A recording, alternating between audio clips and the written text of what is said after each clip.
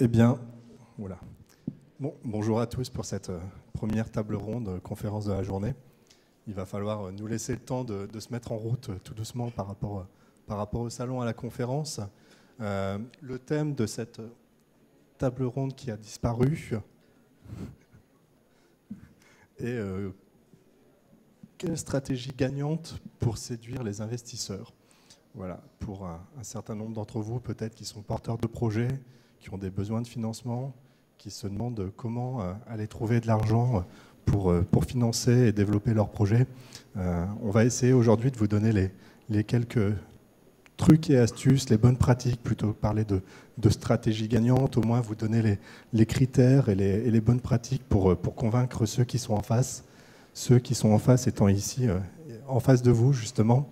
On va commencer par une petite présentation, un petit tour de table des différentes personnes qui sont ici, pour que vous ayez une idée. On les a détaillés sur le slide, mais je pense que c'est intéressant d'avoir une bonne vision sur Monsieur Gerrier, Monsieur Guicheux, Monsieur Subert, qui vont intervenir aujourd'hui et vous parler, et moi-même bien évidemment. Je vais laisser la parole, peut-être commencer par Christophe Subert, le laisser se présenter en 2 minutes et puis passer le micro aux différents intervenants pour ensuite rentrer dans le cœur du sujet. On prévoit à peu près une demi-heure de table ronde de présentation des critères et se laisser bien une demi-heure, 40 minutes pour vous laisser poser les questions, mettre sur le gris toutes les personnes qui sont ici pour répondre à vos interrogations. Merci. Merci Laurent, bonjour à toutes et à tous. Alors pour me présenter rapidement, donc Christophe Subert, je suis le directeur du pôle professionnel du Crédit Agricole sur Rouen et j'ai en charge en fait l'animation d'une dizaine de collaborateurs qui accompagnent des projets de création reprise sur le Grand Rouen. Voilà de façon simple et rapide la présentation. Bonjour, Bruno Guicheux. Donc, je représente aujourd'hui Go Capital. Go Capital est une société de gestion de fonds d'investissement qui est basée à Rennes, mais qui intervient sur le Grand Ouest, notamment dans le cadre d'un fonds d'amorçage qui vient d'être récemment créé, puisque créé en mars 2012, et qui a pour vocation de financer les entreprises technologiques en phase d'amorçage. Voilà. Oui, bonjour à tous. Jacques Gerrier. Je suis le président des Business Angels de Rouen. Nous adhérons à France Angels. Derrière cette étiquette, il faut que vous sachiez, pour les porteurs de projets, que j'ai dirigé une industrie depuis l'âge de 30 ans. J'ai quelques années, comme vous pouvez le constater. Et j'ai déposé quelques brevets. Ça pourra vous être utile tout à l'heure. On en parlera.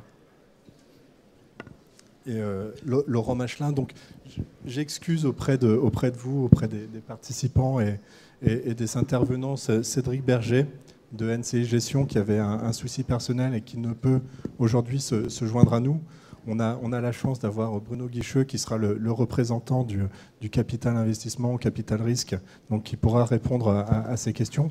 Donc moi je suis Laurent Machelin, associé fondateur d'Ovalie, qui est un cabinet de conseil en financement de l'innovation, organisation et financement de l'innovation, où on intervient auprès de start-up, de porteurs de projets, de grands groupes sur la partie financement, soit par des subventions, des aides fiscales type crédit d'impôt recherche, ou l'accompagnement et le coaching des porteurs de projets pour la levée de fonds auprès des investisseurs privés. On reverra tout au long de la présentation en conclusion, c'est important de bien se préparer et d'être convaincant. Voilà.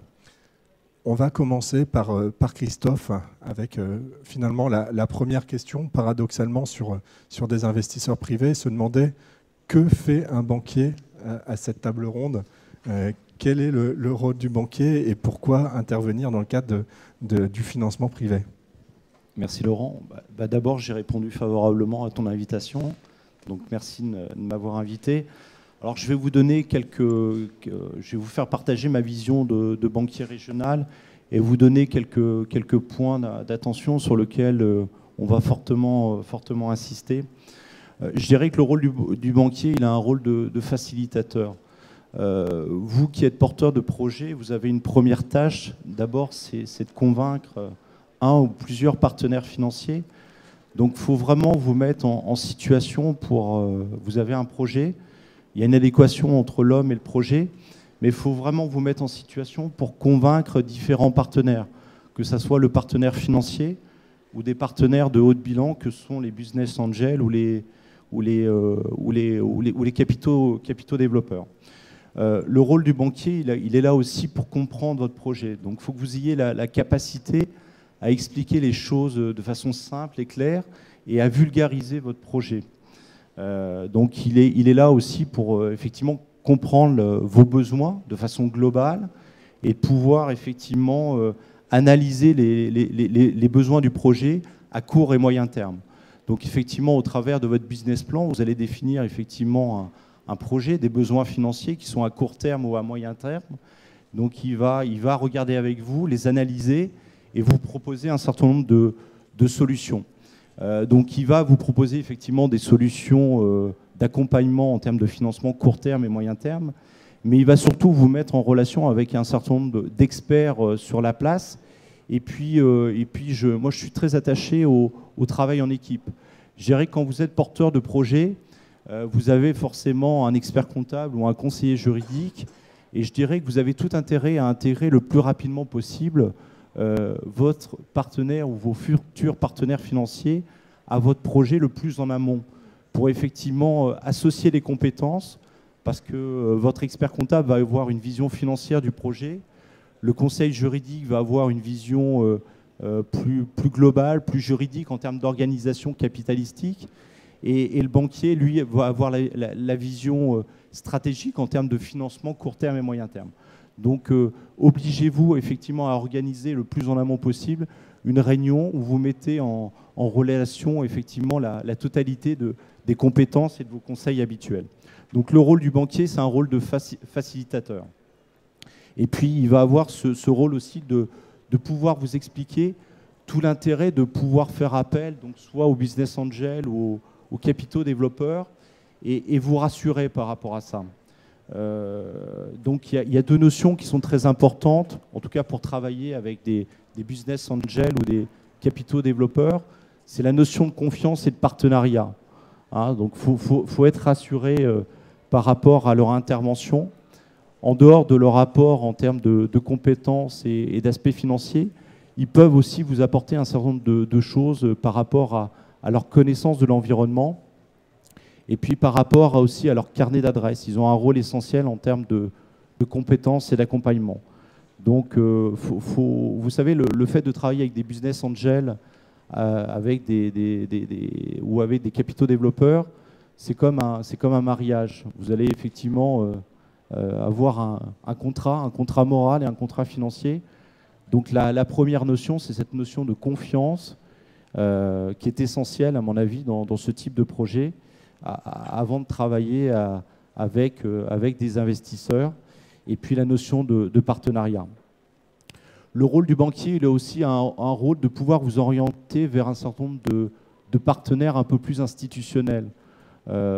Effectivement, quand vous êtes porteur de projet, surtout dans le secteur d'innovation, il faut effectivement faire appel à des structures spécialisées. Je pense à Oseo BDPME, qui a un rôle essentiel pour pouvoir vous accompagner, soit au travers d'aides spécifiques, au travers de cofinancement ou au travers de contre-garanties par rapport à votre projet. Et puis, je pense également à d'autres structures un peu plus spécialisées qui sont aussi très intéressantes pour des porteurs de projets. Je pense aux plateformes d'initiative qui sont gérées par les CCI, qui doivent pouvoir vous accompagner au travers d'aides spécifiques et surtout qui doivent pouvoir vous accompagner au travers de parrainage, parce que l'intérêt de ces structures, donc je pense aux plateformes d'initiative, mais je pense également au réseau Entreprendre, c'est le parrainage, c'est l'accompagnement par un chef d'entreprise qui a une expérience, qui a un recul suffisant et qui doit pouvoir effectivement vous accompagner durant votre projet et pouvoir vous coacher. Donc c'est aussi le rôle du banquier de vous mettre en relation avec ces structures régionales qui ont tout à fait les compétences pour vous accompagner. Le rôle du banquier, c'est aussi de regarder effectivement l'adéquation entre ce triptyque, un peu ce triptyque magique, les fonds propres, les quasi-fonds propres, les aides et les subventions, et toute la notion de financement court terme ou moyen terme. Hein, donc c'est un savant mélange. On va travailler à partir effectivement du business plan, On va travailler aussi par rapport à un budget de trésorerie, parce que c'est important aussi, on peut faire toutes les prévisions à moyen long terme, mais je dirais quelque part dans un projet qui touche le secteur de l'innovation, on sait qu'au départ, on va avoir une problématique de financement court terme, puisqu'on va avoir un certain nombre de charges significatives. On ne va pas forcément avoir tout de suite le chiffre d'affaires en face. Donc il faut travailler effectivement sur cette problématique de financement court terme, la problématique aussi de financement moyen terme liée à vos investissements, et puis réfléchir au bon dosage entre l'apport d'investisseurs en haut de bilan pour ne pas avoir non plus perdre cette notion de dissolution qui peut être aussi une crainte par rapport à un chef d'entreprise ou un porteur de projet de faire entrer des investisseurs. Et puis travailler aussi sur la notion de subvention et d'aide qui peuvent être accompagnées par les différents réseaux, que ce soit au niveau effectivement d'Oseo BPME, de Rouen Initiative par exemple, et du réseau Entreprendre. Et puis aussi le rôle du banquier, il a un aspect à mon avis pédagogique vis-à-vis du porteur de projet, c'est de lui expliquer qu'effectivement il soit complètement en phase pour convaincre. Il faut avoir cette capacité à convaincre les futurs partenaires, qu'ils soient bancaires ou financiers, les convaincre d'adhérer à votre projet. Donc il faut avoir cette capacité à... On peut avoir une très très belle idée, avoir un très bon profil en termes de parcours diplômant professionnel, mais il faut avoir aussi cette capacité à faire adhérer les différents partenaires à votre projet. Donc c'est le rôle aussi du partenaire financier, c'est cette notion de psychologie et de pédagogie pour vous mettre en situation et vous aider à rendre lisible votre projet pour faire adhérer et pouvoir accrocher des investisseurs potentiels. Voilà. Voilà en tout cas ma vision des choses. Donc c'est le rôle du banquier, c'est être je dirais solliciter le plus en amont possible pour travailler avec votre expert comptable, votre conseil, pour effectivement avoir une vision globale du projet. Il a un rôle de mise en relation, ça me paraît évident, et puis un rôle effectivement d'accompagnement pour définir effectivement les grandes masses et définir effectivement la bonne proportion de fonds propres, la bonne proportion d'aide et de subventions et la bonne proportion de financement court terme et moyen terme. Voilà les quelques éléments que je souhaitais donner. Merci Christophe. Donc, on voit bien finalement, quand on recherche de l'argent, de ne pas oublier le banquier. On parle de banquier, on peut parler de conseiller financier. Et dans l'ordre qu'a indiqué Christophe, c'était bien ça, conseiller, faciliter, être l'intermédiaire, mettre en réseau, vous apporter le soutien de quelqu'un qui est dans le domaine. Et financier, c'est aussi se poser les bonnes questions derrière, de dire j'ai besoin de l'argent, au lieu de se lancer bille en tête, avec un peu des œillères, de se dire j'ai besoin de 500 000 € tout de suite parce que c'est comme ça que ça fonctionne, auprès d'investisseurs privés, et au risque de se faire diluer ou de perdre totalement le contrôle de son projet. Voilà, se poser les questions, aller voir son conseiller financier, aller voir un peu le cadencement des besoins de trésorerie, le cadencement des besoins de financement, pour derrière poser les bonnes questions, avoir fait les choses bien pour être en position de force, être convaincant, s'être posé les bonnes questions justement pour aller voir pour le coup des investisseurs privés, au premier titre desquels peut-être les business angels. Et donc j'ai laissé la parole à Jacques qui va vous expliquer un peu comment fonctionne ce réseau, ce microcosme ou cette nébuleuse des business angels qui fait toujours un peu rêver les porteurs de projets et les chefs d'entreprise. Bon, je bouge, hein. Il m'est difficile pour moi de rester assis. Vous m'entendez suffisamment? Il y a 5 ans déjà, un peu plus, Normandie Business Angels Rouen, nbangels.org, est né donc à Rouen. Avec ses 40 membres, nous apportons les fonds des économies aux porteurs de projets, mais pas seulement. Ce que je vais vous faire passer ce matin, ce sont un certain nombre de conseils. Mais vous savez, des conseils tellement évidents. Tout ce que je vais vous dire, vous le savez parfaitement. Mais vous savez également que dans la vie, on sait des quantités de choses, mais on en applique peu. Nous avons reçu à peu près 120 dossiers étudiés, par le nombre de dossiers effectivement reçus. Je vais illustrer mon propos et je vais ponctuer mon intervention par quelques conseils. Parlez vrai. Tout le monde sait, mais on ne parle pas vrai. Entre autres, au conseiller financier. On ne va pas tout lui dire, bien sûr, non, c'est pas drôle. Et là, c'est une énorme erreur. On travaille avec des partenaires, on est clair. Sinon, vous vous faites des pièges vous-même. Ça veut dire en clair, ne pas tricher. Jamais tricher. Ça aussi, vous savez, ça par cœur. Tout le monde sait par cœur. Et quelquefois, pris par je ne sais quelle pulsion, on dépasse cette limite. Ce n'est pas bon signe. Et ne vous trompez pas. Les business angels, avec les cheveux gris, et peut-être la vue un peu plus basse que lorsque nous avions 30 ans, on a l'expérience qui compense. Hein. Je vous donnerai quelques exemples tout à l'heure. Ah,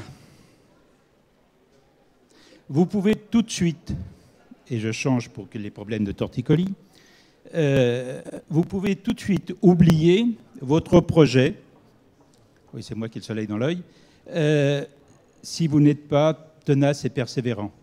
Mais oubliez-le, hein. N'y allez pas, hein. Ce n'est pas la peine.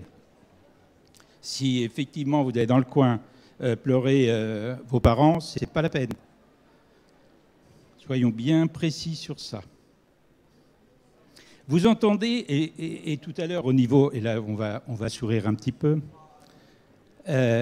vous entendez souvent le mot « convaincre ». Vous savez, ce mot magique là, qui permet de renverser des montagnes. Ben, vous le prenez, je vous invite à le détruire et de l'oublier une bonne fois pour toutes. Mais vraiment, une bonne fois pour toutes. Pourquoi ? Dans convaincre, il y a vaincre, c'est-à-dire l'objectif d'une guerre, ce qui implique que l'un gagne et l'autre perd. Chapeau pour les relations, hein. Pour les relations qui doivent durer. Si vous gagnez sur quelqu'un et lui perd par conséquent, il en restera toujours quelques traces. En plus de ça, je ne parle pas du préfixe, parce que là, pour les relations, c'est catastrophique. Alors, on va le remplacer par quoi ? C'est expliquer. Expliquer, c'est pratiquement les mêmes mots, mais sans le ton. Ça permet de faire comprendre à l'autre et partager votre projet. Parce que si votre projet vous motive, il faut expliquer à tous les autres pourquoi il vous motive. Et je vous promets, et vous l'entendez dans ma voix, la passion, même à 68 ans, m'habite encore. Donc, parlez vrai, ne pas tricher, supprimer, convaincre, utiliser, expliquer. C'est du concret. C'est du très concret.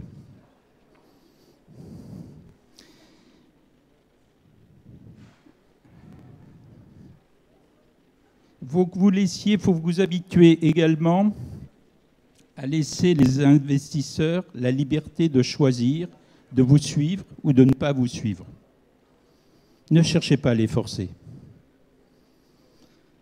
Lorsque vous parlez, vous êtes l'émetteur. Si vous ne touchez pas, c'est que l'auditeur, c'est que l'émetteur n'est pas bon. Ce n'est pas les autres, ce n'est pas le récepteur qui est mauvais. Non, non, c'est vous. Que vous. Alors vous allez émettre des excuses, un certain nombre. Ne cherchez pas d'excuses, c'est vous.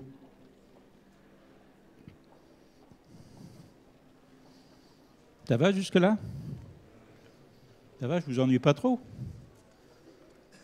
Quand je suis chez le notaire, il y a quelqu'un qui m'aide à tourner les pages? Non, c'est pas grave. On va y arriver.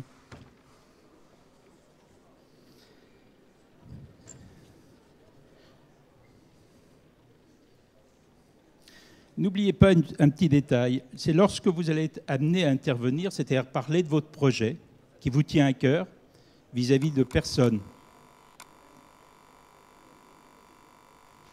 Ce sera pour la plupart votre vraie première intervention. Celle qui va précéder l'intervention que vous allez faire auprès de vos futurs clients.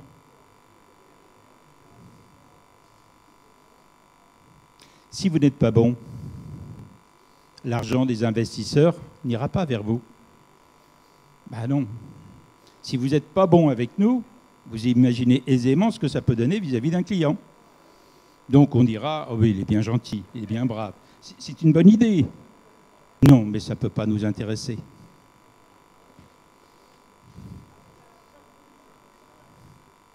Savoir communiquer. Un autre détail, c'est capter l'attention des autres. Est-ce que je capte votre attention? Il me semble. Dans la plupart des cas, vous êtes convaincu, encore lui, persuadé que votre projet est bon et que naturellement les investisseurs doivent adhérer. Si nous n'investissons pas, nous n'avons rien compris. Vous savez, l'émetteur, récepteur de tout à l'heure. Mais il y a une erreur qui est souvent commise par vous, porteurs de projet. C'est vrai que lorsqu'on a une trentaine d'années, de se mettre dans la peau de personnes qui en ont plus de 60, c'est vrai que ce n'est pas toujours très confortable.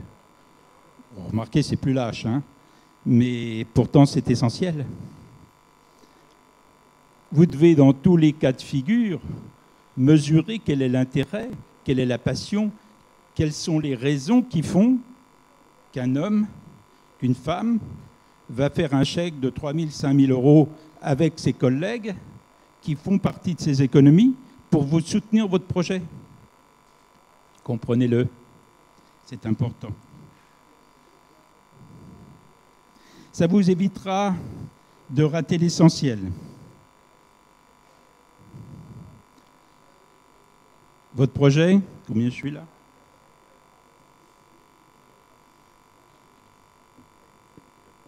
Bon, ça va passer. Votre projet a des faiblesses. Il n'y a pas de projet sans faiblesse. Une technique. Vous commencez par énoncer les faiblesses de votre projet avant toute autre chose. Et un problème d'écarté. Et ensuite, vous pouvez rentrer dans le vif.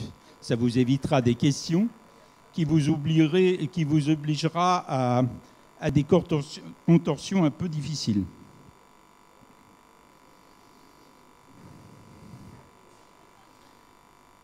Ça vous évitera de taire, de contourner, d'enterrer et donc de tricher.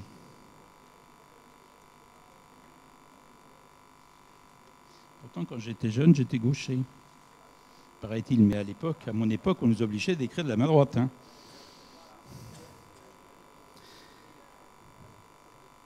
Vous devez intervenir pour présenter votre projet. Attention, préparez-le bien, très très bien. Évoquez toutes les difficultés qu'il représente. N'hésitez pas. Car si vous faites mal votre présentation, si 2 ou 3 questions pertinentes des investisseurs vous mettent KO,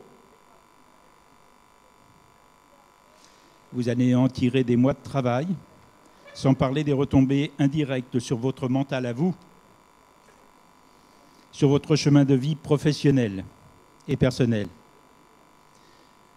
Votre implication, persévérance et ténacité sont indispensables pour porter le projet. Je n'ai pas dit têtu. Ah, un autre détail. Votre femme, j'allais dire vos femmes, votre femme, amis, parents, vont devoir faire des sacrifices. Ils devront l'accepter. Là aussi, il vous faudra expliquer les 12 heures par jour, les week-ends à travailler et pas ou peu de vacances. Si vous êtes prêts à cela, alors vous allez vivre une tranche de vie la plus exaltante de votre vie. La réussite d'un dossier, c'est admettre que votre formation, vos diplômes, pèseront 50% dans votre projet, mais jamais davantage. Jamais davantage. Les autres 50%, c'est votre caractère, c'est votre éducation et votre capacité à regarder loin devant. Merci à vous de votre écoute. Merci beaucoup, Jacques. Donc, vous voyez, là, on a parlé justement de ces trucs et astuces, les bonnes pratiques, ce genre de choses qui nous manquent souvent quand on va voir un business angel ou Normandie Business Angel, justement. On voit bien du discours là que c'est très personnel, en fait. L'approche est moins financière, c'est une sorte de test de passage. On parle de 3 000, 5 000 euros. Ce que n'a pas dit Jacques, finalement, et que je mettrai un peu en avant, c'est quand on va voir ce type d'organisation, c'est autant l'aspect financier que l'aspect réseau, personnalité, qui est important pour le porteur de projet et pour la réussite, justement, du projet. Donc, d'où l'importance de bien se préparer en amont pour pouvoir convaincre, expliquer aux différentes personnes qui seront devant vous et il va falloir les motiver pour vous accompagner et qu'ils soient une part entière du projet. Donc là, c'est l'aspect personnel, finalement, sur les business angels. Est-ce qu'au niveau des professionnels de l'investissement, des fonds privés, du capital risque, du capital développement, est-ce que cet aspect personnel est aussi important ou finalement on passe encore à un autre niveau et quelle est la spécificité d'un fonds comme Go Capital, comment cibler les investisseurs, se donner le maximum de chances de réussite pour vous convaincre au-delà de l'aspect personnalité du porteur de projet? En réalité, on marie les deux aspects. L'aspect bancaire avec analyse effectivement du business plan, du besoin de financement. Et dans cette mission-là, on a un rôle qui est très très proche de celui du banquier qu'a décrit Christophe tout de suite. Au niveau personnel, on est aussi très très proche d'une approche business angel, puisqu'on va aussi analyser très fortement la personnalité des porteurs de projets, leur ambition, leur implication, leur parcours professionnel. Donc on marie les deux critères, à la fois un critère d'appréciation de l'équipe, et qui est un critère fort de décision de notre décision d'investissement. Et à côté, on marie des critères qui sont des critères de banquier, des critères de financement, d'analyse de business plan, d'analyse de risque et d'analyse financière. Donc on couvre les deux aspects. Maintenant, je voudrais revenir un petit peu sur la notion de stratégie que vous devez avoir lorsque vous allez rencontrer des investisseurs. Il y a un certain nombre d'éléments qui sont importants, une question que vous avez à vous poser avant d'aller voir un investisseur. La première question, la question fondamentale, c'est acceptez-vous ou non d'être dilué dans votre société. Quand un investisseur privé en capital risque comme nous va intervenir au capital de votre société, c'est pour en devenir actionnaire. Et actionnaire de manière significative. On va prendre entre 30 et 40% du capital de votre société. Donc au moment où vous allez vers des investisseurs, il faut avoir en tête cet élément important que vous allez être partenaire, associé avec l'investisseur et que vous allez avoir un destin et des objectifs qui vont être communs tout le long de la vie de l'entreprise. L'autre critère qui est très important pour un investisseur, c'est qu'à partir du moment où on entre au capital d'une société, c'est pour en ressortir. Donc on a à organiser ensemble, à partir du moment où on devient actionnaire de votre société, à organiser la sortie et à la prévoir à un horizon de 5 ans, 7 ans, 10 ans, peu importe.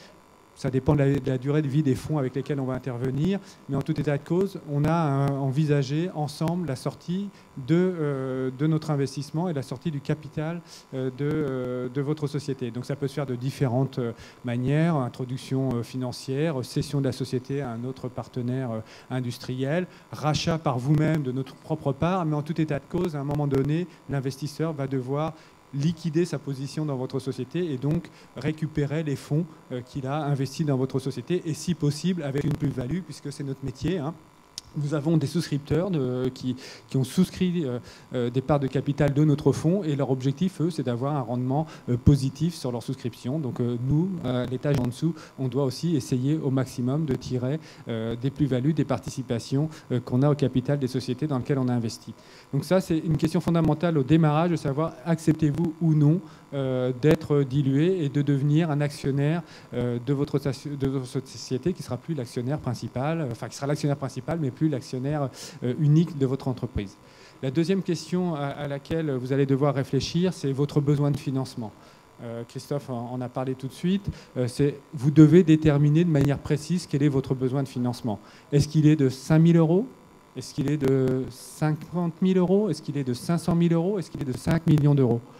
Vous devez répondre à cette question et vous devez y répondre sur une durée qui va de la création de l'entreprise jusqu'à 5 voire 7 années d'existence. Donc cette question-là, elle est très importante. Pourquoi? Parce que si vous avez besoin de 5 000 euros, eh bien, vous allez vous adresser à vos proches, à vous-même, éventuellement à votre partenaire banquier. Si vous avez besoin de 50 000 euros, vous allez pouvoir vous adresser éventuellement au réseau de Business Angel. Vous allez pouvoir vous adresser au réseau Entreprendre, enfin, qui font du prêt d'honneur, à des structures de financement public, mais pas des investisseurs privés. Si vous avez besoin de 500 000 euros, là, vous allez commencer à venir nous voir. Puisque effectivement, les tickets minimum, nous, d'investissement, c'est entre 350 et 500 000 euros. Donc, si le besoin de financement est en dessous, ce n'est pas la peine de construire un business plan pour aller voir des investisseurs de notre type. Donc ça, c'est une question fondamentale. Et si vous avez besoin de 5 millions d'euros ou de 50 millions d'euros, là aussi, vous allez cibler des investisseurs non pas régionaux comme nous, mais des investisseurs nationaux ou internationaux. Donc la détermination du besoin de financement est très importante puisqu'elle vous permet de segmenter, de savoir à qui vous allez vous adresser. Et ce n'est pas la peine d'aller chercher des investisseurs privés pour un financement de 5 ou 10 000 euros. Voilà, donc ça, c'est un élément important. L'autre élément, c'est quelles sont les caractéristiques de votre produit, quel marché vous adressez, est-ce que c'est un marché en forte croissance ou non, est-ce que vous êtes dans les TIC, vous êtes dans les technologies médicales, est-ce que vous êtes dans les biotechnologies ou dans les technologies de l'environnement. Là aussi, vous allez devoir bien cibler votre projet d'entreprise, bien cibler vos marchés, bien cibler quelles sont les croissances de ces marchés, parce que là aussi, ça va segmenter les investisseurs que vous allez avoir. Il y a des investisseurs qui sont généralistes, comme nous, on finance tout type de projet, sur tout type de secteur, et puis il y a des investisseurs spécialisés, il y a des fonds d'amorçage spécialisés sur certains secteurs technologiques. On peut parler de CE Investissement, par exemple, mais il y en a d'autres. Donc là aussi, vous devez répondre à cette question sur le caractère technologique, la taille de marché, la croissance de marché, parce que ça va aussi segmenter et définir quels sont les investisseurs que vous allez rencontrer pour financer votre projet. Typiquement, les investisseurs en capital risque recherchent des tailles de marché très importantes et des taux de croissance très importants. Donc on cherche des produits technologiques, on veut des ruptures, on veut des produits en rupture technologique, très innovants, avec des propriétés intellectuelles souvent très fortes, protégées par un portefeuille de brevets, ou avec une avance technologique dans du développement logiciel, par exemple, qui fait que l'entreprise se retrouve dans une situation de position de force sur son marché, avec des barrières à l'entrée fortes. Donc ça, c'est un élément important. Si votre projet a un faible contenu technologique, si il va se situer sur un marché de petite taille, avec des faibles croissances, c'est pas la peine non plus d'aller voir des investisseurs en capital risque. C'est pas leur métier. Donc là, il y a des projets de ce type-là qui peuvent intéresser effectivement les business angels, certains business angels. Ça peut intéresser vos banques, vous pouvez trouver des prêts d'honneur auprès des réseaux Entreprendre ou d'autres réseaux d'accompagnement d'entreprise, mais certainement pas auprès d'investisseurs en capital risque. Voilà, donc je crois qu'il y a, quand vous construisez votre business plan, quand vous construisez votre projet d'entreprise, vous avez à répondre à ce type de questions avant de savoir quel type d'investisseur adresser. C'est comme quand vous vendez un produit ou un service, vous faites une segmentation de marché. Là, c'est la même chose, c'est la même démarche. Vous devez segmenter et essayer de bien identifier quelle est votre cible d'investisseur. Merci beaucoup. Je poursuivrai en prenant la parole à la place de Cédric Berger, qui n'est pas là, mais quand on a échangé, lui aussi mettait en lumière plusieurs points sur ces critères d'investissement, notamment l'aspect techno-marché, en disant ce qui est très important pour NCI Gestion et pour lui, c'était pas d'avoir un produit technologiquement le plus abouti, le plus en rupture possible, mais c'était bien de pouvoir avoir identifié le marché. On parle souvent de la différence entre techno-push et market pool. Quand on est porteur de projet, vous n'êtes pas un grand groupe. La technologie push, ça peut marcher dans les grands groupes qui ont des ingénieurs de la R&D qui vont créer le besoin. Ça sera un peu du Apple qui va créer le besoin par une technologie un peu sympa. Quand vous êtes porteur de projet, quand vous allez voir un fonds d'investissement, il faut bien avoir ciblé le besoin marché, d'avoir un marché qui est identifié, quantifié, qualifié, pour justement convaincre encore ou expliquer ce que vous voulez, mais pouvoir montrer que vous vous êtes posé les bonnes questions et que votre produit, qui peut être technologiquement innovant, qui peut être un produit de rupture, mais va trouver son marché relativement rapidement. Il y a des bonnes perspectives de rentabilité, de chiffre d'affaires et, comme disait Bruno, de sortie de l'investisseur à terme. Voilà, c'était l'un des points qu'il voulait mettre en avant. Un autre point sur le modèle de valorisation, mais je ne vais pas parler à sa place, à la place de NCI, mais c'était vraiment ça. Moi, en tant que conseil en innovation, on rencontre souvent des techniciens, des scientifiques, des chercheurs du CNRS ou autres, qui ont un produit génial, magique, parce qu'il dépasse l'état de l'art, parce qu'il fait mieux que les concurrents. Derrière, il y a toute la partie accompagnement et maturation du projet pour bien vérifier que le marché est là, que le besoin est exprimé. Et finalement, il n'y a pas meilleur signe de réussite que de se dire j'ai identifié un problème non résolu, un besoin de consommateur, un produit qui n'existe pas mais qui est vraiment nécessaire à la vie quotidienne de tout le monde, plutôt qu'une nouvelle technologie, mais je ne sais pas trop ce que je vais en faire.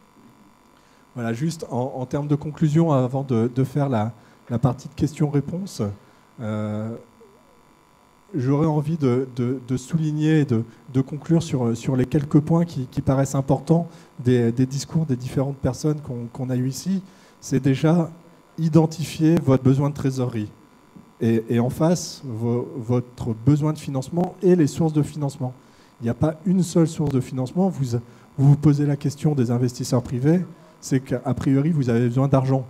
Mais il n'y a pas que les investisseurs privés, il y a le partenaire bancaire, voilà, qui est un premier point qui permet de limiter finalement la dissolution du capital que vous pourriez subir avec des investisseurs.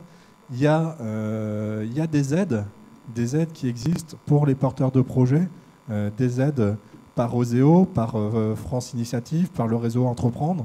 Voilà, et cet après-midi, je vous invite, il y a une conférence que j'anime également sur le financement de l'innovation par le biais des aides publiques, voilà, qui peut être le pendant et faire partie du triptyque magique, comme disait Christophe, des aides publiques, dettes et fonds propres. Et derrière, après, effectivement, sur les aides publiques, si je peux juste ajouter une chose, la règle française en matière d'aide publique est très simple, c'est 1 euro de fonds privés pour 1 euro de fonds publics. Donc à partir du moment où vous allez chercher des aides publiques, il vous faudra aussi avoir mis dans votre société des fonds privés, qu'ils soient personnels ou d'investisseurs privés. Mais en tout état de cause, la règle est celle-là, c'est 1 euro public, 1 euro privé. Exactement, d'où les effets de levier et ne pas oublier une roue de la charrue. Le deuxième point, et ce sur quoi a effectivement beaucoup insisté Jacques, c'est bien connaître son projet, les points forts, les points faibles. Selon l'expression, ce qui se conçoit bien s'énonce clairement. On parle d'émetteurs, de récepteurs. Si votre projet, vous n'êtes pas capable de le vulgariser, de le faire comprendre à vos proches, votre femme, votre mari, éventuellement vos enfants, si le projet n'est pas clairement énonçable et compréhensible, c'est qu'il y a un problème. Si vous n'êtes pas capable de voir les points forts et les points faibles, sans tricher, en étant le plus pertinent et le plus clair et le plus honnête possible vis-à-vis de vous et donc après vis-à-vis d'un business angel ou d'un investisseur, c'est que ça mérite de retravailler. Et donc, une fois que vous avez bien identifié vos besoins de trésorerie, de financement, les bonnes sources de financement, que vous avez bien identifié votre projet, il faut identifier les bonnes personnes.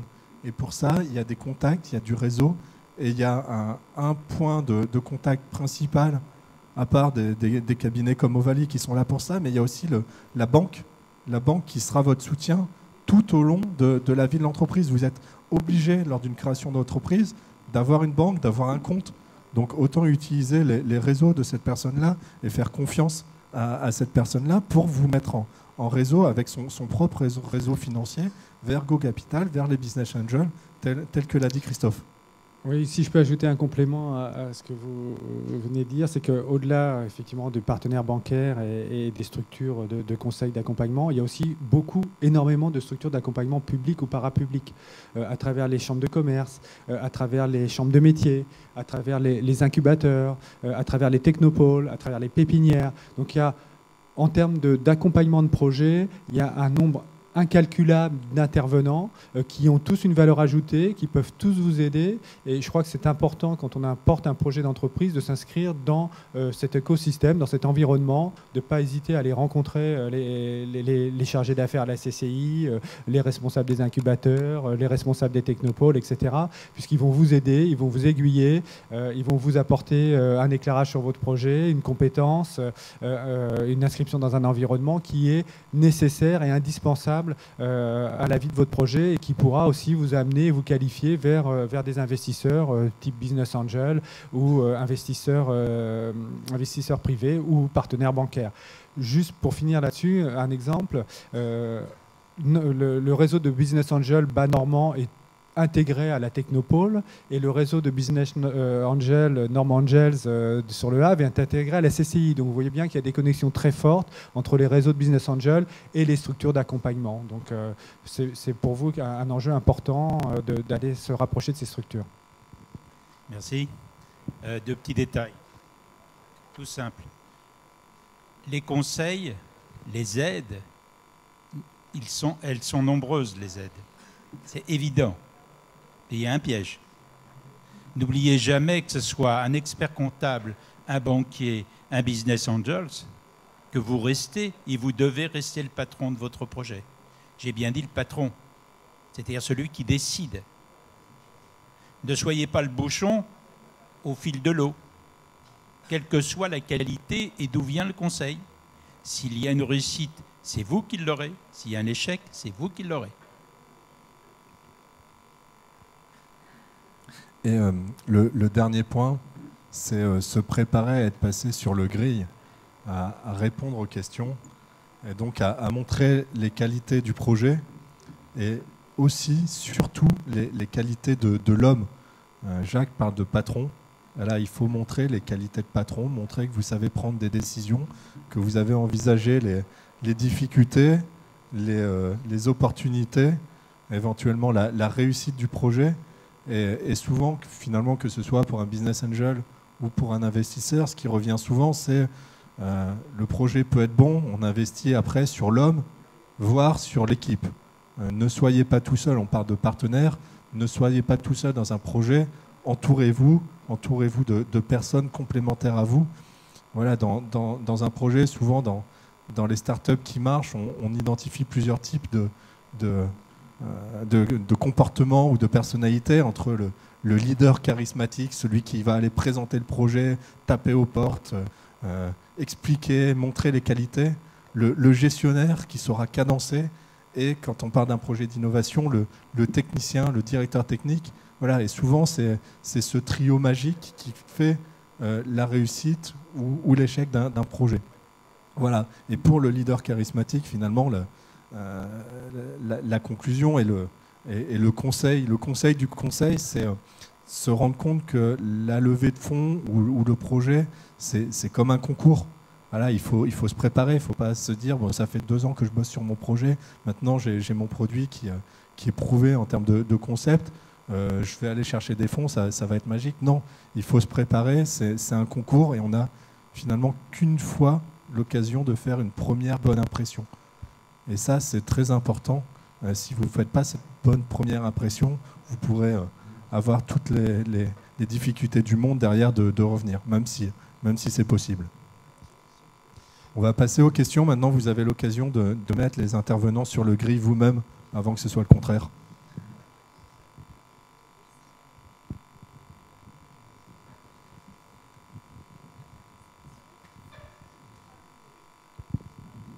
Oui, j'ai une question concernant l'organisation de Business Angel, et à savoir combien sur les 100 et quelques projets que vous avez étudiés, vous en avez retenu combien, et pour un montant moyen d'investissement de quel ordre?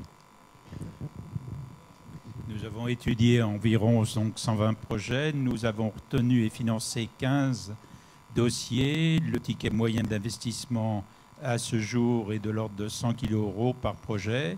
Et souvent, nous faisons appel soit à GOCA, soit à NCI, soit à d'autres investisseurs pour qu'ils nous accompagnent dans le financement d'un projet qui dépasse nos propres capacités. Et je répondais à votre question. Rajouter quelque chose d'important, c'est vrai qu'on co-investit, enfin, on l'a peut-être pas dit, mais on co-investit. Hein, ça nous arrive souvent de co-investir avec des business angels ou avec d'autres fonds d'investissement quand le besoin de financement dépasse effectivement les capacités des business angels ou nos propres capacités d'investissement. Donc, on n'a pas de souci à travailler à plusieurs sur un seul dossier. Voilà. Et pour redonner aussi quelques lumières sur le taux de sélectivité au niveau de Go Capital, sur le fonds d'amorçage, sur l'année de d'octobre à septembre 2012, septembre 2011 à octobre 2012, moi j'ai vu 80 projets sur la Normandie et on en finance 3. Donc voilà un petit peu le taux de sélectivité. Donc il y a beaucoup de projets et il y a très très peu de projets qui sont retenus en financement finalement.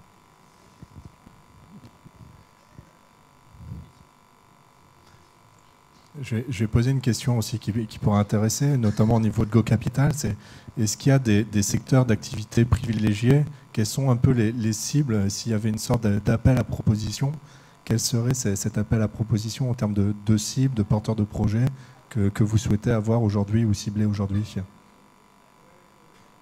Il n'y a pas de secteur d'activité privilégié. On regarde tout type de projet, que ce soit dans l'IT, donc dans tout ce qui est édition logicielle, informatique, Internet, web, etc. Donc là-dessus, on est très très ouvert sur ce type de projet, pour peu que ils soient innovants, qu'ils aient effectivement en rupture, qu'il y ait une rupture technologique, une rupture de marché par rapport à ce qui se fait sur le marché.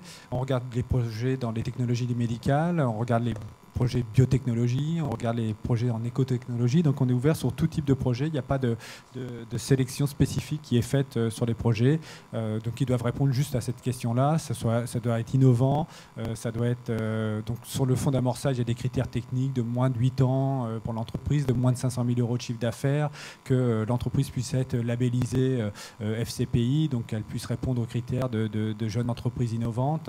Et autrement, sur les secteurs, il n'y a pas de conditions spécifiques. Bon. Si vous nous laissez parler, on vous tient la journée. Alors je pense qu'il faut vous rendre la parole et poser des questions. J'aurais une question, concernant en fait l'apport, en lien avec la stratégie gagnante, justement. Quel apport le porteur de projet doit avoir? Est-ce qu'il peut venir sans forcément avoir beaucoup d'apports en numéraire, mais en termes techniques? Alors voilà, si c'est possible d'approfondir cette question, il me semble qu'elle n'a pas été vraiment abordée. Il me semble qu'elle est importante dans une stratégie de levée de fonds. Peut-être laisser la parole à Christophe, où on parlait de valorisation de brevets justement tout à l'heure. Oui, alors effectivement, la notion d'apport, c'est vraiment une notion importante. Je dirais qu'après, chaque dossier est particulier, donc c'est toujours difficile de définir un niveau d'apport. Je dirais que justement le travail en équipe et le fait de coopérer pour réussir, donc travailler en équipe avec le porteur de projet, l'expert comptable et les conseils habituels, peuvent permettre justement de définir en amont quel est le bon niveau d'apport pour justement réussir votre projet. Hein, donc il y a des projets où peut-être effectivement il va falloir un apport un peu plus important parce que ça nécessite des besoins plus importants, et d'autres projets où effectivement le levier de la dette bancaire peut suffire, ou le financement du cycle d'exploitation peut suffire. Donc je ne vais pas répondre, je ne suis pas normand, mais je vais pas vous donner un pourcentage ou un chiffre. Je dirais que chaque dossier est particulier, donc ça nécessite à l'évoquer justement avec vos conseils habituels et le partager avec le partenaire bancaire à ce moment-là pour définir ensemble le bon niveau d'apport. Et c'est pour ça que je vous disais que ce travail d'équipe est très très important. Parce que je dirais que si vous venez voir juste le partenaire bancaire en disant j'ai besoin de ça en financement moyen terme ou court terme, et qu'à ce moment-là vous lui donnez un dossier et qu'on a juste à appuyer sur un bouton pour dire oui ou non, ça n'a pas beaucoup d'intérêt. Je crois que le métier du banquier, ou en tout cas du partenaire financier, il ne se résume pas à ça. Il se résume justement à une approche plus globale du projet, au travail en équipe, pour justement ajuster les bons niveaux de mise en place d'apport, de dette et d'investissement de haut de bilan. Voilà, tout simplement. J'espère que ça... SVP, quand vous avez ce type de problème, votre idée est bonne, votre projet tient la route, ne vous occupez pas de ça. Allez voir, que ce soit le public ou privé, on vous aiguillera, on vous aidera. L'objectif, c'est que vous réussissiez. C'est vous la relève. Je vais bien essayer de répondre à la question, compléter les réponses aux questions. Ça dépend vraiment du profil des porteurs de projets. Quand vous avez des porteurs de projets qui sont déjà des personnes expérimentées, qui ont une expérience dans l'industrie, qui ont été cadres supérieurs ou qui ont déjà créé une première société, qui l'ont revendue, on s'attend à ce que ces personnes-là, effectivement, apportent financièrement, en numéraire, une contribution au démarrage du projet. Donc, par contre, quand on tourne sur des profils de jeunes créateurs qui sortent d'école, ça nous arrive de financer des projets de jeunes créateurs qui sortent d'école, qui n'ont pas les moyens financiers de mettre 10 000, 50 000 ou 100 000 euros dès le démarrage dans le projet. Bien entendu, on n'exige pas de ces jeunes porteurs de participer financièrement de manière significative au financement du projet. Donc, la réponse dépend vraiment du profil du porteur de projet. Quand même quand c'était pour compléter un petit peu, quand c'était jeunes porteurs, on s'attend quand même à ce qu'ils aient fait un effort auprès de leur famille, de leur environnement proche, pour essayer de voir si il n'y a pas moyen déjà de financer 5, 10, 15, 20 000 euros dans un environnement proche, ou éventuellement d'aller voir Réseau Entreprendre pour obtenir un prêt d'honneur. Donc il y a déjà convaincre ses proches, c'est ce qu'on disait tout à l'heure, convaincre par son projet, essayer d'expliquer son projet à ses proches, à ses amis, à sa famille, et les convaincre que c'est un bon projet, que ce projet peut être financé, c'est déjà une première étape de financement. Et quand cette étape-là est faite, nous, ça nous rassure parce que bon, voilà, ils ont déjà réussi, franchi une première étape, même si elle n'est pas significative. Hein, on ne parle pas de 100 000 euros, on peut parler de 5, 10, 15 000 euros. Ça représente quelque chose. Ça représente d'avoir présenté le projet, d'avoir convaincu, d'avoir attiré des gens au capital de sa société. Donc, c'est déjà une première étape. Donc, voilà, j'espère que j'ai répondu à votre question. Francis Marcet, VFP Thérapie. Tout à l'heure, vous avez abordé la question importante de la sortie des investisseurs et de la valorisation de la société. J'avais une question concernant les pratiques en général qui sont utilisées pour évaluer cette valorisation. Et est-ce qu'il y en a qui sont plus privilégiés que d'autres? Comment des investisseurs, business angels, fonds d'amorçage ou autres, vont aborder cette question? Répondre très rapidement en un mot à cette question-là. Le prix de la société, c'est celui auquel un acheteur est prêt à l'acheter. Voilà. Il n'y a pas de règle. Quand on vend une société, si on n'a pas d'acquéreur en face, on peut essayer de la valoriser comme on veut. Ça ne sert à rien. Le prix, c'est celui que quelqu'un est prêt à payer. Voilà. Je n'ai pas d'autres réponses que celle-là. Après, il y a des réponses de comptables, il y a des réponses d'experts financiers, il y a tout type de réponses que vous voulez bien et de méthodes que vous voulez bien mettre en œuvre. La réalité, c'est qu'on ne vend une société que quand il y a un acquéreur. Pour rebondir là-dessus, quand vous entrez dans une société, vous avez des facteurs d'évaluation. Si vous vous en connaissez, vous venez me l'expliquer. Parce que très honnêtement, dans ce domaine-là, c'est la grande soupière. C'est très difficile, c'est très compliqué. Et compte tenu des dispositions fiscales qui sont en cours actuellement, vous avez des porteurs de projets qui ont une démarche un peu particulière. Aujourd'hui, il a fallu que nous revoyions pour les business angels un certain nombre de règles. Nous sommes capables, alors que ce n'est pas notre volonté, quelquefois de prendre plus de 50% d'une entreprise. Parce que. Mais nous sommes capables également de dire, vous réalisez votre business plan à 3 ans ou à 5 ans ou à 7 ans, nous abandonnons 20% des 50%. Parce que c'est extrêmement compliqué. Enfin, pour nous, en ce qui nous concerne, ça c'est évident. Je confirme, il n'y a pas de méthode. Quand on regarde, nous, quand on fait une analyse rétrospective sur les business plans des sociétés qu'on a financées, finalement, on s'aperçoit que globalement, on est en dessous de 10% de réalisation des business plans qui nous ont été présentés. Donc si on commence à vouloir valoriser les entreprises sur les business plans ou sur les flux qu'on nous promet, on va arriver à rien du tout. Donc il n'y a pas de méthode. C'est juste une évaluation des actifs qui sont présents au moment où on va financer l'entreprise. Est-ce qu'il y a de forts actifs technologiques? Est-ce qu'il y a un portefeuille de brevets très important, ce qui va commencer à donner une consistance?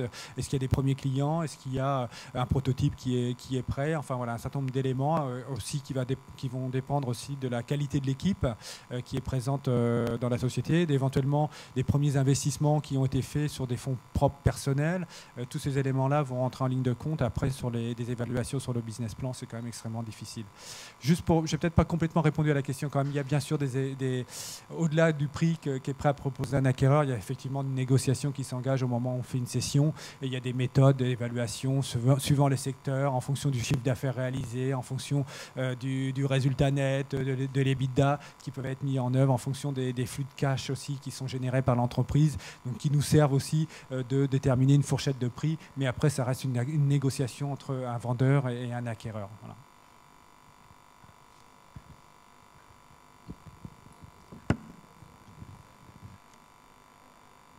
Bonjour, Fabien Lival, incubateur régional Scénari. Donc plutôt qu'une question, c'est une remarque, un complément par rapport à ce que vous avez dit tout à l'heure. Vous avez expliqué effectivement qu'il y avait des aides publiques qui existent, qu'il y a vos dispositifs aussi qui existent. Je veux aussi attirer l'attention à l'ensemble des porteurs de projets que les deux entités, on va dire publiques et privées, travaillent en général main dans la main s'agissant des stratégies ou des porteurs d'entreprises innovantes. C'est-à-dire que quand vous allez voir un OSEO, un incubateur, une pépinière, etc., sachez que nous sommes toujours en relation avec le réseau NBA, avec Go Capital et tous les autres réseaux, notamment bancaires, et qu'en général, votre dossier est connu sur la place. C'est-à-dire que c'est un petit milieu et votre attitude est aussi regardée de manière assez pointilleuse et assez attendue, puisque effectivement, on cherche également, moi je parle là pour le côté public, on cherche à éviter les chasseurs de subventions. Donc là, je parle effectivement très franchement, mais c'est des gens qui vont à la pêche aux subventions dans le public auront aussi une mauvaise attitude vis-à-vis des investisseurs privés. Donc en général, votre attitude est regardée à la loupe par rapport à tout ça. Oui, je vais même rebondir effectivement. Quand on parlait de première bonne impression, c'est un écosystème, le monde des porteurs de projets, notamment dans le monde de l'innovation. Soit vous faites une première bonne impression vis-à-vis des incubateurs, vis-à-vis des organismes publics, vis-à-vis d'OSEO, qui est aussi le point de contact, et derrière, qui pourront vous aider, vous accompagner, vous porter auprès des différents partenaires financiers, privés, publics, institutionnels. Et là, on parle de cercle vertueux. Si vous plantez tout dès le départ en faisant de la chasse aux subventions, en n'ayant pas un projet qui soit ficelé, mais en essayant de pardonnez l'expression, mais de taper de l'argent en se disant c'est bien, il y a des subventions qui existent, je vais en profiter. Il n'y a pas pire et presque à un moment donné, vous vous tirez une balle dans le pied et vous pouvez déménager, éventuellement changer de région en essayant de changer d'écosystème. Voilà, donc soit vous rentrez dans un cercle vertueux et on en connaît, et on a des clients qui sont lauréats du réseau Entreprendre et qui sont accompagnés à gauche, à droite et qui vraiment se donnent les chances de réussite de leur projet. Soit effectivement vous avez une mentalité telle que décrivait monsieur qui est dans de la chasse, et là c'est assez mauvais d'entrée, et il faut bien se dire que rechercher des financements, c'est pour donner une chance au projet de passer, de réussir. Derrière, l'idée principale, c'est de trouver des clients. Le financement, c'est par le commercial, c'est par le développement du chiffre d'affaires, c'est par la vente de produits. Les financements au départ, c'est juste un effet de levier et un tremplin pour sauter plus haut. C'est pas ça qui va vous faire tout le financement. Si vous comptez que là-dessus, c'est un peu mort d'entrée. À vous la salle, côté gauche. Allez Pauline.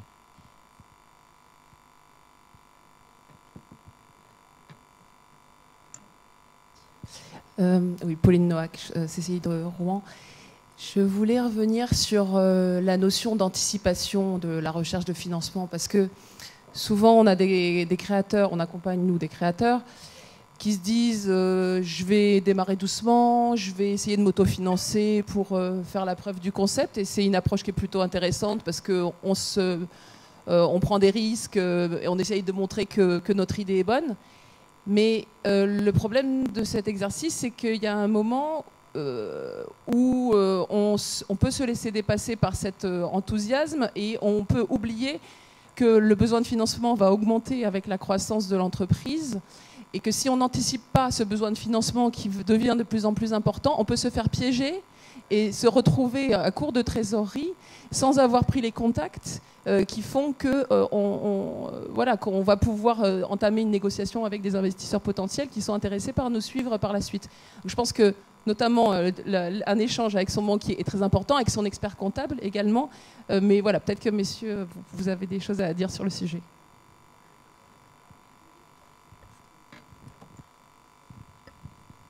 Oui, effectivement, la notion d'anticipation, elle est primordiale, et d'où l'intérêt de ce travail en équipe le plus en amont possible pour bien définir à court et moyen terme les besoins de trésorerie. Parce que si effectivement vous allez voir un investisseur ou un partenaire bancaire où justement vous êtes en phase de pic de trésorerie ou avec des difficultés, ça va être forcément beaucoup plus compliqué. Donc c'est vraiment c'est un message important, c'est un message fort, et souvent effectivement on reçoit des porteurs de projets qui viennent un peu tardivement nous voir, et sur lequel effectivement nous on a des difficultés à intervenir, et effectivement c'est aussi le cas des investisseurs de haut de bilan où ça devient problématique, et après on n'est plus dans une relation d'égal à égal, donc sa notion de partenariat elle devient compliquée. Donc oui, moi je vous invite, forcément je capitalise sur ce thème, à rencontrer nous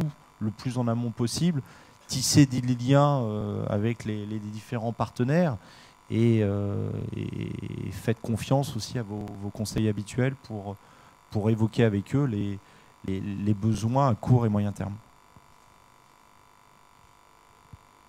Je vais juste ajouter une chose et faire parler un exemple concret. Il y a pas très longtemps, en début d'année, on a rencontré des porteurs de projets. Ça faisait quand même 2-3 ans qui portaient leur projet. Projet de bus vert, développement durable, très intéressant, avec beaucoup de technologie. Ils avaient sur compte propre d'anciens industriels, un peu le profil de Jacques aujourd'hui, avec quelques années de moins, mais voilà, plutôt pas mal d'expérience, et qui avaient lâché des beaux postes dans des grandes entreprises pour monter ce projet, et qui avaient passé 2-3 ans à compte propre, sans créer de société, à développer leur projet, faire de la R&D, faire la techno, ce genre de choses, qui avaient mis au final, on parle de 150 ou 200 000 euros de leur poche, sans avoir aucune aide, sans se faire financer, et qui au moment où leur projet commençait à être bien, à être un peu durable, ils étaient le couteau sous la gorge. Il leur restait quelques dizaines de milliers d'euros pour vivre et continuer leur projet, alors que c'était un moment où leur projet devait leur prendre encore 100 000, 200 000, 300 000 euros. Et ils sont venus nous voir en disant maintenant on a besoin d'aide, on ne sait plus, il nous reste 3 mois à vivre. Ça fait 3 ans qu'on a ce projet, il nous reste 3 mois à vivre. Là, ce qu'on leur a dit, après ça ne sert à rien de ressasser le passé, mais c'est de se dire, quand vous avez ce type de projet, relativement rapidement, créez votre société. Oui, on parlait 1 euro de subvention pour 1 euro de fonds propres. Vous n'avez peut-être pas les fonds propres, vous les avez, mais il y a du crédit d'impôt recherche, il y a des choses qui existent pour financer de la R&D, et le faites pas toute seule dans votre garage. Les histoires à Steve Jobs, c'est sympa, mais à un moment donné en France, il y a des aides qui existent pour innover, pour justement essayer d'assouplir ce type de charges, ce type de dépenses, pour donner vraiment des chances de réussite à ce type de projet. Alors après, il y a des choses qu'on a pu faire avec ces porteurs de projets, mais en quelque sorte, quand on voit ce type de personnes qui pourtant sont expérimentées et qui ne se sont pas posé les bonnes questions et qui ont pas finalement suffisamment anticipé par rapport à leur projet et une création d'entreprise, c'est de se dire tout de suite, quand vous vous lancez et que vous voyez que ça commence à coûter ou à prendre, anticipez, posez-vous les questions de où je m'implante, est-ce que je monte une société, comment je me finance en mettant autre chose que votre poche. Au final, ça sera peut-être uniquement votre poche, mais au moins vous vous êtes posé les questions.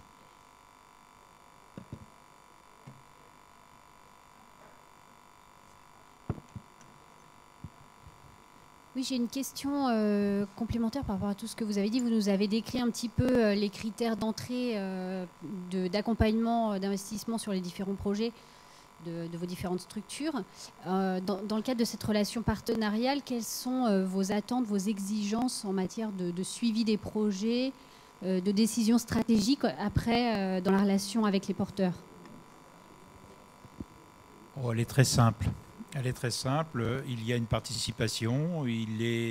Nous créons un comité stratégique pour l'entreprise. Il y a des réunions tous les mois, tous les 3 mois, en fonction de ce qui est décidé avec le ou les porteurs de projet.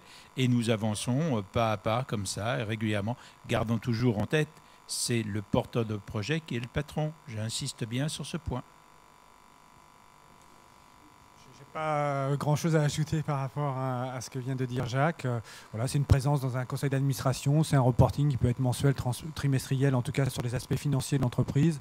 Après, effectivement, dès qu'il y a des décisions importantes, stratégiques à prendre au niveau de l'entreprise, c'est un échange qui se fait de manière régulière, en tout cas avec l'investisseur, et ensuite des décisions qui se prennent dans un conseil d'administration dès lors qu'elles impliquent des changements stratégiques ou des décisions importantes au niveau de l'entreprise. Merci. C'est quand même une relation de confiance qui est basée sur un échange régulier.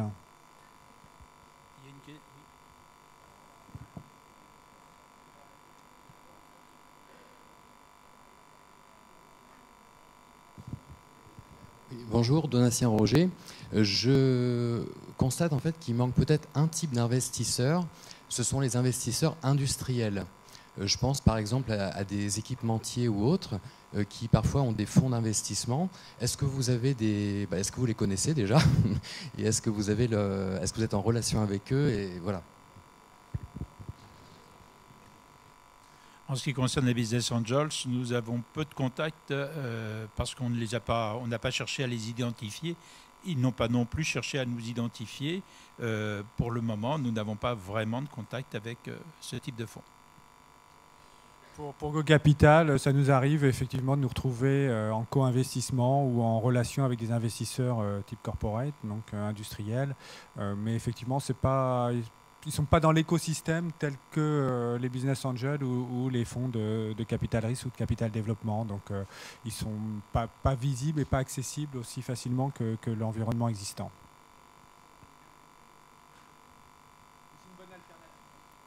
Je vais juste rajouter, effectivement, nous, on a eu l'occasion de rentrer en contact, notamment avec les fonds d'Orange, d'Asso, qui sont assez actifs sur la place. Souvent, la bonne approche est déjà quand on a des contacts, des produits qui rentrent dans leur écosystème, et c'est une sorte de test sans forcément lancer l'activité de leur côté. Ils se disent, oui, c'est une boîte qui rentre dans mon cœur d'activité ou dans mon secteur d'activité. Je ne vais pas créer une sous-activité, c'est trop compliqué, mais l'aspect start-up ou spin-off, parfois c'est le contraire, soit ça monte et ils investissent, soit ça descend de leur propre activité et ils créent une spin-off complémentaire pour donner la réactivité, ce genre de choses. Ils font une sorte de test. L'idée derrière, quand on rentre en contact avec ce genre de fonds, c'est peut-être derrière avoir l'idée de se faire absorber. Alors voilà, faut pas oublier, ça peut être une bonne alternative, de se dire voilà, c'est dans leur secteur d'activité.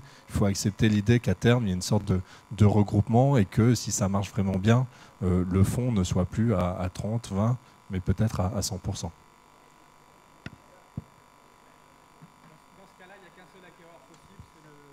Dans ce cas-là, de fonds corporate, il n'y a qu'un seul acquéreur possible au final, c'est le fonds qui vous a financé. Donc, ça diminue les opportunités de sortie et la valeur d'entreprise que vous pouvez créer. Bonjour, Michael Arnoux, incubateur Scénari. On a vu pas mal de petits points à droite à gauche. Pourquoi venir vous voir? Quels sont les tickets d'entrée? Mais je pense qu'il y a une question que beaucoup de porteurs de projets se posent. C'est quand est-ce qu'il faut vous voir? Entre il est trop tôt, j'ai pas suffisamment de billes, je vais donner une mauvaise impression, et il est trop tard, j'ai le couteau sous la gorge, je peux pas réagir en moins de 3 mois. Quand est-ce qu'on vient vous voir? Quels sont les éléments nécessaires pour venir vous voir? Bien, ça, c'est le porteur de projet qui décide. Personne ne peut décider pour lui ça. Quand il se sent prêt, il y va. Ce n'est pas un problème, je disais, en répondant à une question, ne vous inquiétez pas si vous n'avez que 5 000 € en fonds propres au moment où vous créez votre projet. Ce n'est pas le souci. Démontrez-nous que vous avez envie de valoriser votre projet et de créer votre entreprise. Le reste, il y a suffisamment de structures pour vous épauler, vous accompagner et vous bousculer. Même réponse, je pense que de la même manière, il y a il y a suffisamment de structures qui sont capables de donner le bon signal au bon moment aussi. C'est quand même votre rôle aussi en accompagnement de porteurs de projet, de dire bah là non, c'était pas prêt, ton projet n'est pas prêt à aller voir un investisseur, parce que vous avez quand même, on travaille quand même de manière assez étroite pour que vous connaissiez nos critères et nos manières d'apprécier les projets, de prendre nos décisions d'investissement. Donc l'environnement a un rôle aussi à jouer dans l'accompagnement et de dire voilà, là les éléments sont suffisants pour pouvoir aller voir un investisseur, là ils ne sont pas suffisants, il y a du travail à faire.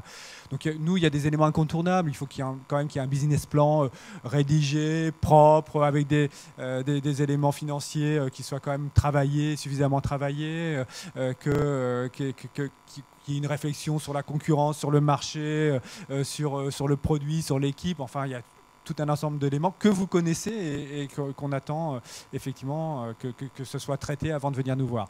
Il y a un élément important quand même, c'est que ça nous arrive de voir des projets trop tôt, mais ça ne nous interdit pas de les revoir.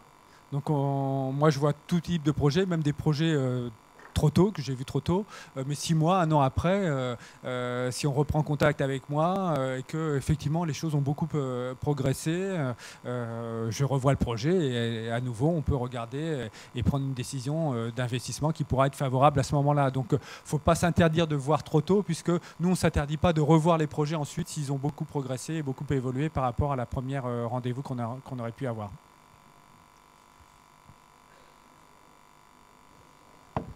Dominique Biette, président d'Isocycle, c'est une petite start-up que j'ai créée en octobre 2011, après une histoire qui ressemble un peu à tout ce qu'on a entendu. Par rapport à ce que vous venez de dire à l'instant, justement, on est en phase de levée de fonds et on est passé devant un jury Go Capital. Et il nous a été dit que la marge commerciale qu'on avait sur notre business plan était insuffisante, qu'il fallait être au-delà des 30%. Donc ma question était justement, est-ce qu'on peut revenir à la charge avec un business plan retravaillé sur le point dur que vous avez identifié, voilà. C'est une belle question piège. Oui, je vais vous dire oui, mais si vous revenez dans 5 jours après la décision négative, en ayant remouliné des chiffres dans un tableur et sans éléments tangibles qui peuvent nous montrer que la marge peut effectivement être supérieure au taux que vous nous avez présenté, je vais vous répondre que la réponse va être la même. Si par contre vous revenez dans 3-6 mois avec des premières ventes, des éléments effectivement tangibles, concrets, que vous êtes capable à la fois de produire, je connais pas votre dossier, c'est pas moi qui l'ai vu, donc le service ou le produit à tel prix de revient et que vous êtes capable de le vendre à tel prix et que la marge va donc être de 70 ou 75 ou 60 ou 50%, là oui, on regardera à nouveau le dossier, parce que si dans un premier temps tous les aspects technologiques, produits, marché nous ont plu et que si on bute que sur ce seul critère de marge, c'est à vous de nous apporter des éléments tangibles qui vont montrer que ce problème a été adressé, que vous avez réussi à trouver des fournisseurs moins chers, que vous avez réussi à augmenter le prix de vente, que vous aviez mal évalué le prix de vente de votre produit, que finalement vous pouvez le vendre à un prix plus élevé parce que l'innovation et le produit est suffisamment technologique pour pouvoir, et la valeur ajoutée suffisamment grande pour pouvoir avoir un prix de marché plus élevé. Mais la réponse, ça ne peut pas être 5 jours après la décision du comité. Je vais compléter la réponse si possible, alors que ça s'adressait surtout à Goka. Regardez, si vous avez monté votre projet avec 25% de marge, il y avait des raisons. Vous auriez bien pu prendre 35. Pourquoi vous avez pris 25? Si vous aviez des choses à dire au moment où vous avez rencontré le jury, vous n'avez pas su expliquer les raisons qui vous ont fait prendre cette décision. C'est ça le point faible. Parce que si vous avez pris 25, ce n'est pas par hasard. Et les raisons, vous ne les avez pas suffisamment bien fait passer. Voilà mon sentiment au travers de ce que vous venez de dire. On parlait de marge brute. On parlait de marge... Oui. Oui, en marge nette, on y va tout de suite. Hein. Par rapport à ce que vous venez de dire, on a mandaté un cabinet d'études pour voir si on pouvait augmenter le prix de vente, mais avec des données concrètes, quoi. Donc on réinvestit un peu dans le marketing pour essayer de mieux sonder le marché. Voilà. Voilà la réaction qu'on a eue par rapport à votre réponse, quoi.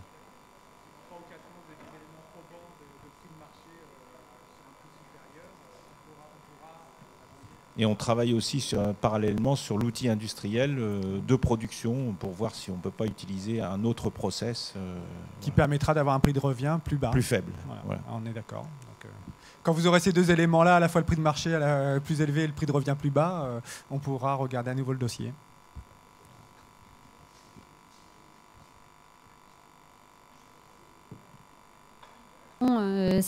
Décidément Scénarii en force sur les questions. Par rapport au business plan, on sait que c'est un document qui nécessite l'aboutissement d'une réflexion sur l'ensemble du projet, sur toutes ses dimensions, qui a moult façons d'aboutir à ce qu'on appelle un business plan. Quel est votre point de vue sur la meilleure manière de rédiger ce document et sur le fait que il peut être rédigé de manière très personnelle ou au contraire d'être accompagné par un prestataire spécialisé pour rédiger ce document. Il y a aussi plein de dispositifs qui existent pour accompagner la rédaction de ça. Quel est votre point de vue, quel est votre sentiment et comment vous jugez de la qualité de ce document? Je vais essayer de vous répondre par une boutade.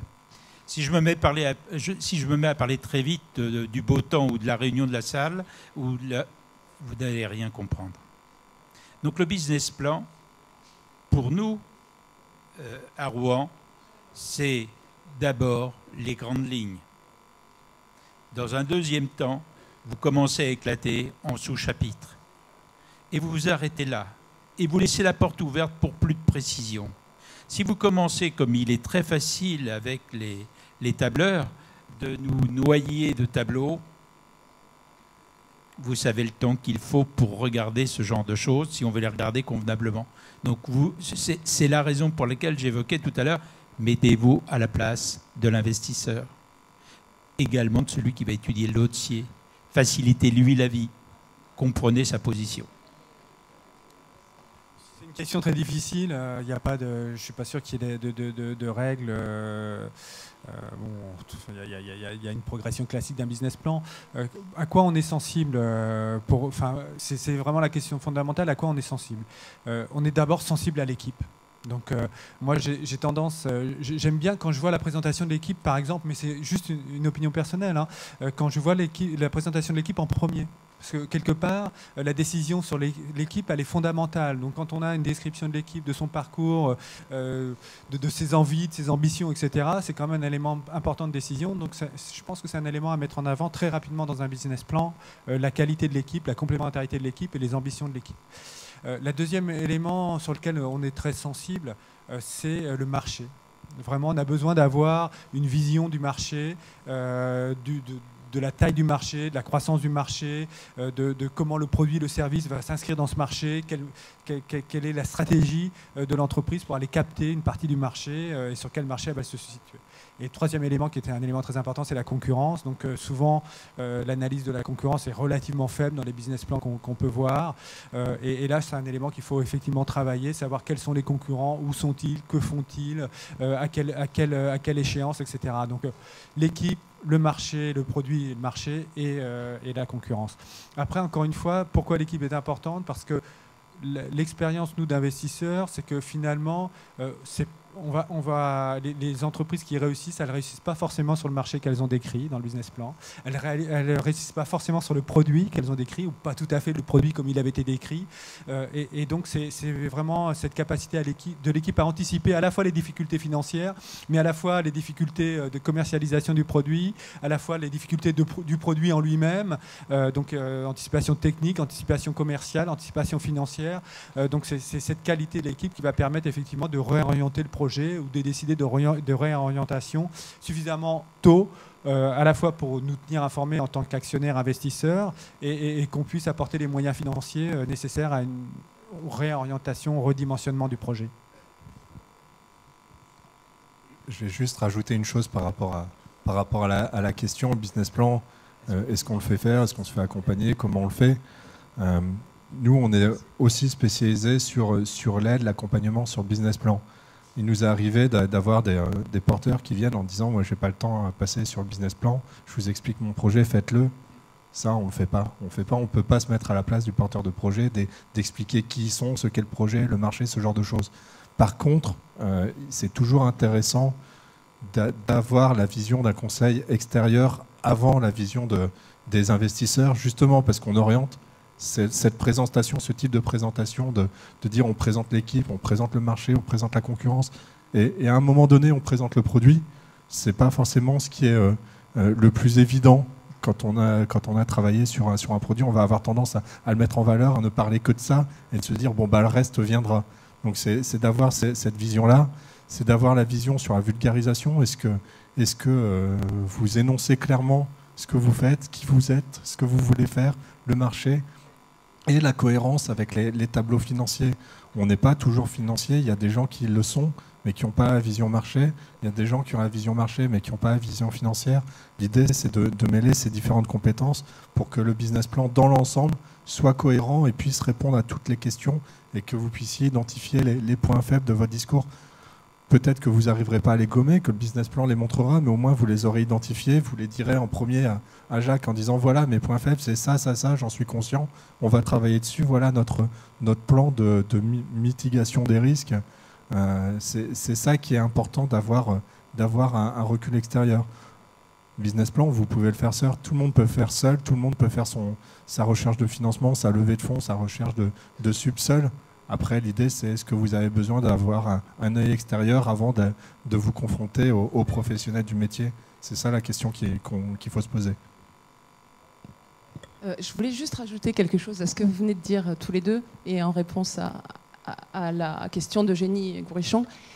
C'est que quand on commence à présenter son projet, souvent quand on vient d'un univers technologique ou de recherche, on a tendance à donner énormément d'éléments techniques, d'éléments de à quel point son invention est merveilleuse technologiquement parlant, au lieu de se mettre du point de vue de l'utilisateur final, qui lui a besoin de comprendre l'innovation en termes d'usage.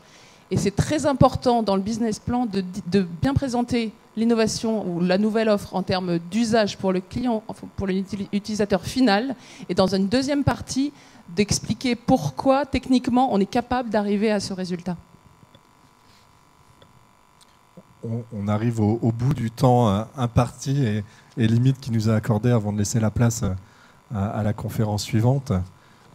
Merci à tous les trois déjà d'avoir été présents et d'avoir donné autant d'indications sur, si ce n'est les stratégies gagnantes, au moins les critères de choix, les bonnes pratiques, les astuces, comment se comporter face à une levée de fonds qui est toujours un processus difficile ou au moins stressant. Voilà, moi je vous invite également cet après-midi à venir faire le parallèle et le balancier sur la table ronde à 14h sur le financement d'un projet innovant, plutôt côté aide publique avec des intervenants d'Oseo, de la région Haute-Normandie, de pôles de compétitivité qui pourront vous donner aussi une vision et un bon balancier par rapport aux fonds privés. Les deux font effet de levier l'un l'autre, 1 euro de subvention pour 1 euro de fonds privés. Voilà, ça peut être intéressant. Et merci à tous pour votre participation et vos questions.